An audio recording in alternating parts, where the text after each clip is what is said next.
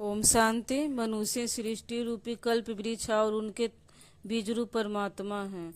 मनुष्य सृष्टि रूपी कल्प वृक्ष की आयु पूरे 5000 वर्ष की होती है। यहाँ दिखाया गया है कि कल्प वृक्ष का उल्टा तना। जब परमपिता परमात्मा शिव का अवतरण होता है तो नीचे जड़ में तपस्या करते हैं, ऊपर स्वर्ग बनता है।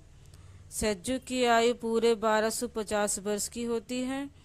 त्रेता युग की आयु भी पूरे 1250 वर्ष की होती है।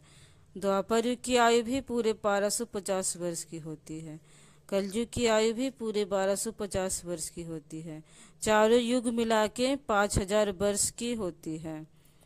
द्वापर युग से धीरे धीरे सभी धर्म की स्थापना होती है। सभी धर्म वाले आते हैं।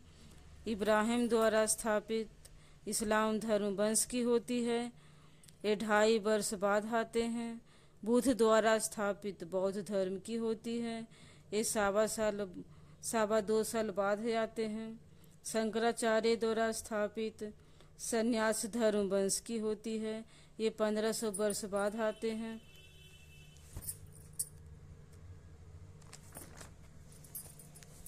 क्राइस्ट द्वारा स्थापित कृष्ण धर्म वंश की होती है।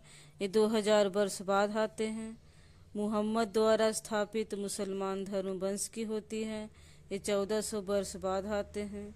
गुरु नानक द्वारा स्थापित सिख धर्म वंश की होती है। ये 500 वर्ष बाद आते हैं।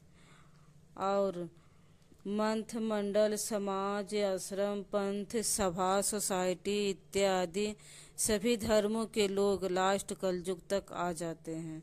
जब कलयुग की अंत और सतयुग का आरंभ होता है तो उसे संगम युग कहते हैं।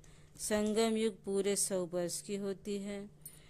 अब संगम युग 2037 में पूरा हो जाएगा। अमेरिका और यूरोपियन वासी और सभी देश लड़कर समाप्त हो जाएंगे। सिर्फ भारत बचेगा।